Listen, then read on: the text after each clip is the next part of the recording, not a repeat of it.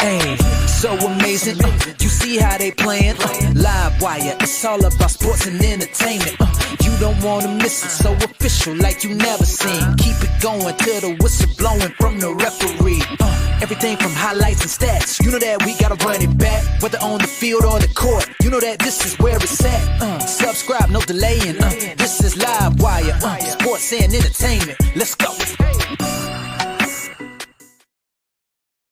All right, welcome to another edition of Live Wire Sports Media. So, the Lunar Owls and the Rose feature Napheesa Collier and Angel Reese.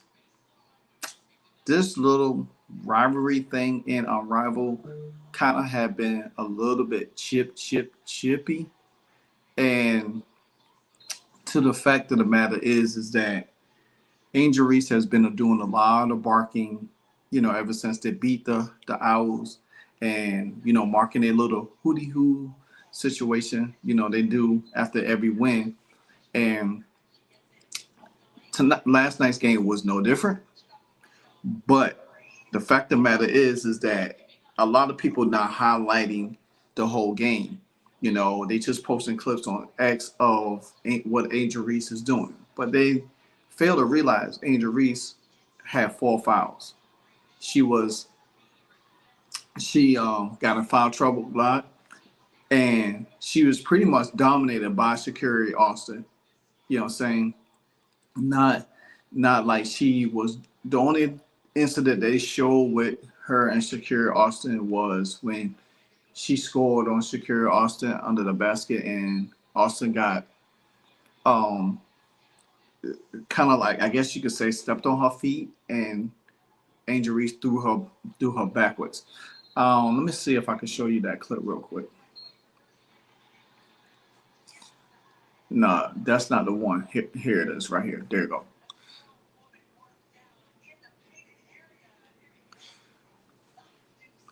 Again, watch.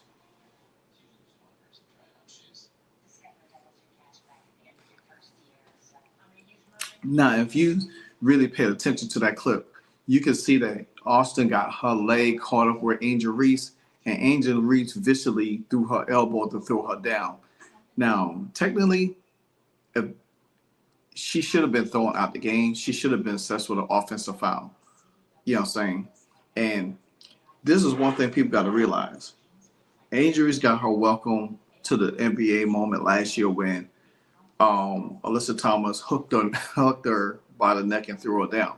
Now, that was a fake foul that she got assessed with it, but you cannot think that this is not going to come back on Angel Reese when the season started. Players remember what happened last year, and you're doing a lot of talking, you're doing a lot of barking. That's what Angel Reese is. Is it good for basketball? Trash talking? Yeah, trash talking is good, but you got to be able to take it when it's your turn, because the fact of the matter is that you bark a lot. This is the same thing they talked about, try to label Caitlin Clark and said, oh, she's a trash talker. Yeah, but Caitlin Clark can back up a trash talker. That's the thing about it. Angel Reese, not so much, because you're not a real scorer. You're a rebounding person, but that's it.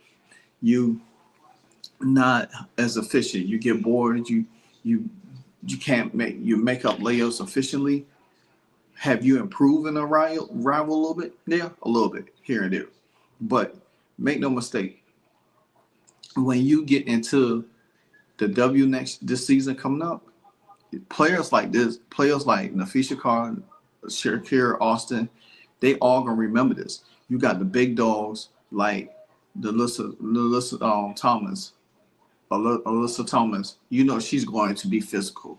You know what I'm saying? They all gonna remember this because, like I said, Angel Reese likes to yap them out when she makes a good play or when she scores on you. She likes to.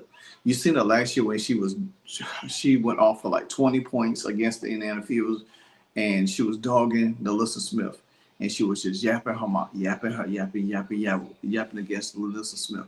You know what I'm saying? So that's what Angel Reese is. But when you really take it to her, she doesn't really have anything to say. You know what I'm saying? She'll walk off the court with her head down or whatever the case might be. Now there was another incident too in this game between her and Napheesa Collier, where where she kind of like had a post up and she swung her arm and fouled Napheesa in the face, which was a foul. It was a foul. But then you see her walking down the court, yapping, talking.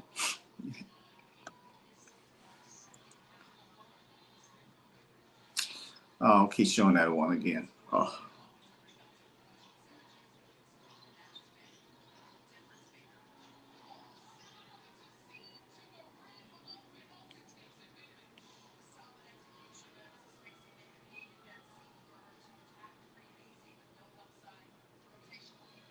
Now you see that she clearly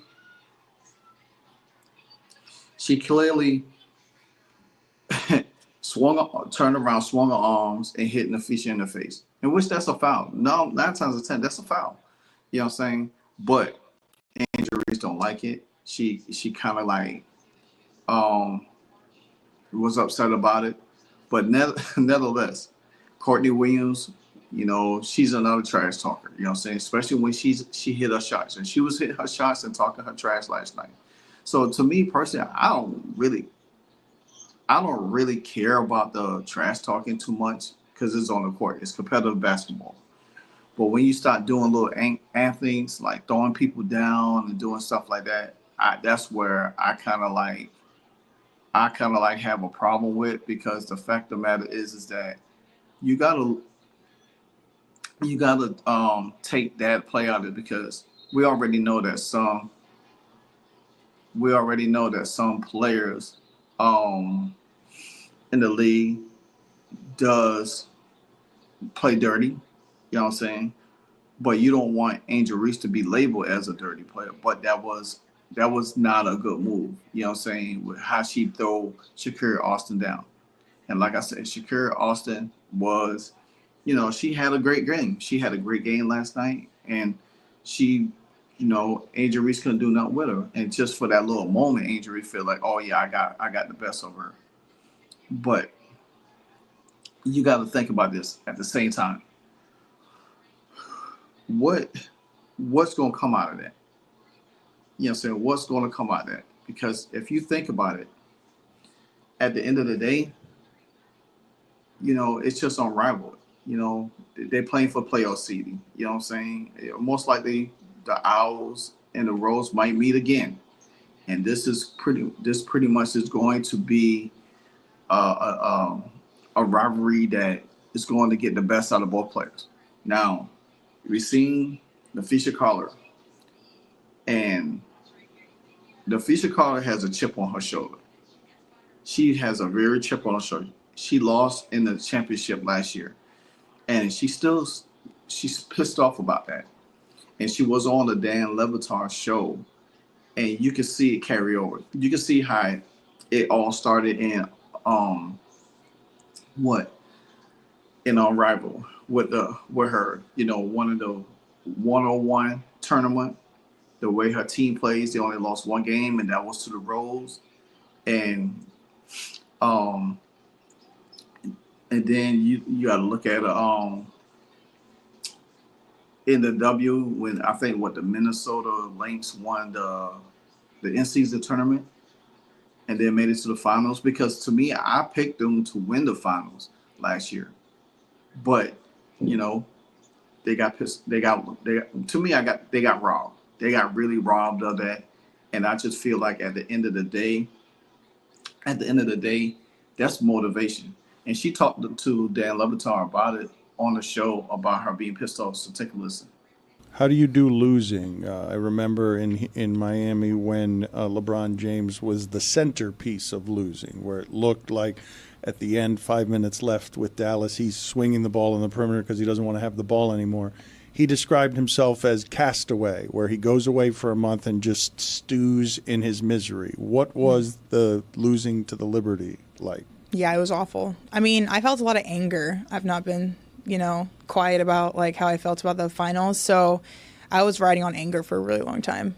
And it's still something that like I used to motivate myself even now. I mean, I feel like it has pushed me to be honestly a better player because in the way that I play, I feel like I never want to be in that situation again where I'm having to complain about the refs, which everyone is saying, I want it to be where we're winning by so much it doesn't matter what the refs are calling. And so I think it's changed my mindset and the way that I see the game, honestly, and it's made me a better player because of it. Angry for how long? Like, how did you? Anger is just information. So what is it that you're doing with this anger, and how long are you stewing in it? I think it's changed my mentality, honestly. It's made me more mentally strong. And so during the games, I feel like sometimes I would like coast a little bit where you have, quarters or a couple of minutes where you're like, you don't need to be involved. And, you're kind of like LeBron at the end of the game, like swinging the ball, stuff like that. Now I just feel super locked in. Like I want to make sure that I'm contributing to the team. It doesn't even have to be scoring, but like I need to be going out there and I need to be playing great defense. I need to be getting rebounds, whatever it is, where I'm locked in and I would just say it just gave me an edge to when I play and how I play. How often do you play angry? Honestly, I feel like more and more just because, like in the Jordan documentary, he's like, I took that personally. I feel like it's easy to find little things that you take personally and it makes you play with an edge. So I don't know. You just like find little stuff that kind of pisses you off. And I play better when I'm mad because it makes me really focused. So, yeah. I thought it was better to keep the emotion out of it. You found a governor. Like, give me some of the stuff people are doing to piss you off. Like, who's pissing you off? How are they doing it? Well, I don't like other people to see that I'm mad. So that is something that I still stick to. It's like, I don't want you to know I'm mad, but I need to use it as fuel for myself. So, I mean, like, just, people are chirping or they're, fouling you or they're complaining about something, saying like, oh, that wasn't a foul or whatever it is. You can find anything to get mad about. That's nice, though. But stoicism. You're not going to let them. I don't want you to know. You're not going to let them have the pleasure quietly of knowing. stew. Yeah. The pleasure of knowing that then they've won. You can't let them have that. You just have to let them give you just enough fuel so you use it as rage to eat their face. Yes, absolutely. That's pretty interesting to listen to her say this, because if you looked at how she took losing in the finals and bringing it into Unrivaled, the way she's been playing Unrivaled, clearly she's been the best player in Unrivaled. She's been the best player in Unrivaled. You could say that Chelsea's grade, she's been the second best, in Unrivaled. And I think the situation between the Rose and the Owls is very unique because you got Skylar Diggins on one side also. That's a very fiery person. And it makes it great entertainment. And then you got Angel Reese, who is very brass, very outspoken, very loudmouth type of person. But Napheesa Collier is taking this into a rival personal, and she doesn't want to lose. Because you think about this. The Luna Owls get all the way to the championship in this Unrivaled and lose. She's probably going to be pissed off even more. But I think she's using this as fuel to the fire. And like she said, she keeps it personal where you don't see that she's mad. But at the same time, you got to let it out, because then you got to let your opponents know you can't stop me. You can't. And this is what happened at the end of the game last night, because the fact of the matter is she hit the final shot on Angel Reese, and she gave Angel Reese the same treatment that Angel Reese be giving everybody else. And, she said, give me that SHAT. You know what I'm saying? So I like it from this Napheesa Collier, I think. And this is my prediction. I said this in a lot of my videos, if y'all have been watching. A lot of players, Napheesa Collier contract is up. Now, I do believe the Minnesota Lynx is going to try to pay her hefty to keep her, once the new CBA kicks in next year. And because she's going to be a free agent. And you got to think about this. If she does not win the title this year, what is her odds of staying in Minnesota? She can make a lot of money, but she wants to win a championship. And that she feels like she can't win it in Minnesota, and Minnesota can't get lower free agents there, because they're going to have to sign them but how well is the roster going to be construed? I said this before, and I said it again. Don't be surprised that the Indiana Fever come knocking on Napheesa Collier's door after the season to get her to come to Indiana, because I think the window of opportunity for Minnesota is very diminishing. They're a very good team. Don't get it twisted. They're a very good team, but you got to think about this. The outcome of the situation is going to be a little bit more different than it is now. So let's take a final look at this last clip of last night's game, and then I'll wrap up for y'all.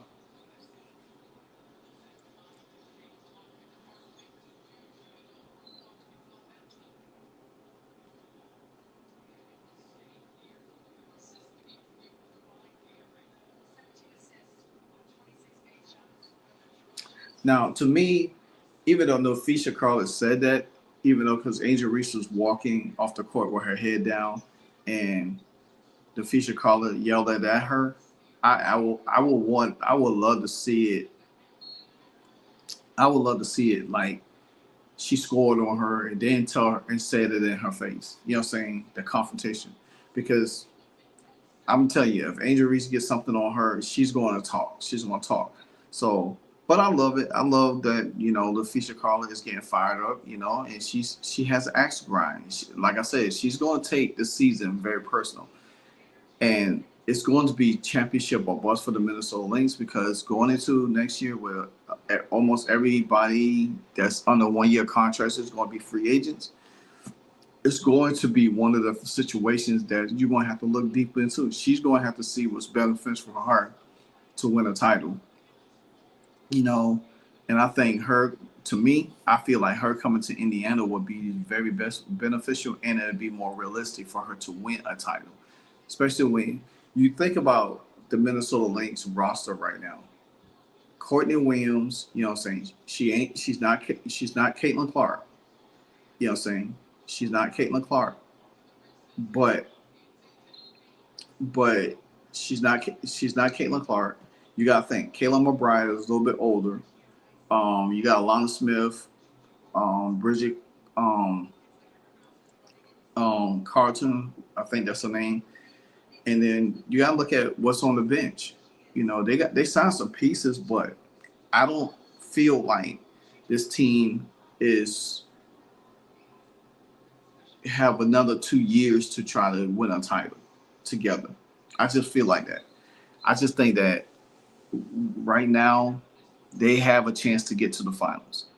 If they get to the finals and they don't win, or they get knocked out before the finals, I think we could look at the Minnesota Lynx in a whole totally different way next year. Because you got to think about it. You still have Caitlin Clark and Leah Boston on rookie deals. And just to have people wants to come there, and especially if Indiana wants to go all the way and win it. But nonetheless, I don't want to get too much dive into that, but I do love that Napheesa Collier is taking this personal, and I do believe I like the fact of the matter is that she's understanding that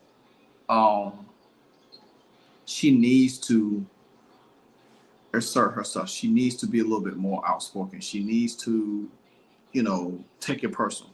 Like she alluded to with Dan Leviton, Jordan took it personal. When Jordan get on the court, he talk his trash to you, but he actually annihilates you on the court. So, like I said, I don't have no problem with the trash talking, not at all. I mean, if you're gonna give it, you gotta take it. And so, I just didn't like the part that how Angel Reese slung her arm down through Shakira Austin down, on the ground. You know what I'm saying? Because Shakira Austin could have got hurt. She could have got hurt in that sense. And the thing about it is that her getting hurt by her locking legs or tripping over her feet, it could have been really bad. You know what I'm saying? So I understand the part of good sportsmanship or being competitor, but at the end of the day, man, it's just unrivaled. It's not. I want to see this. I want to see this in the W. I want to see when, and you best believe when the Sky and the Lanes play this year, that's going to be must see TV because Napheesa Collier is keeping it in her mind right now. I'm like, oh yeah, wait till we play y'all this season. You know what I'm saying? You want to talk all of that trash? We got something for you. Like I said before, teams gonna be gunning for Angel Reese, and it's not because of her basketball ability. It's because of her mouth. That's what's going to get her in a lot of trouble. Her mouth. So anyway, like, comment, subscribe. Until the next episode, Live Rod Sports, and I'm out. Hey, so amazing. You see how they playing? Live wire, it's all about sports and entertainment.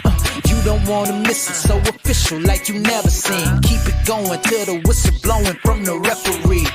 Everything from highlights and stats. You know that we gotta run it back, whether on the field or the court. You know that this is where it's at. Subscribe, no delaying. This is Live Wire, sports and entertainment. Let's go.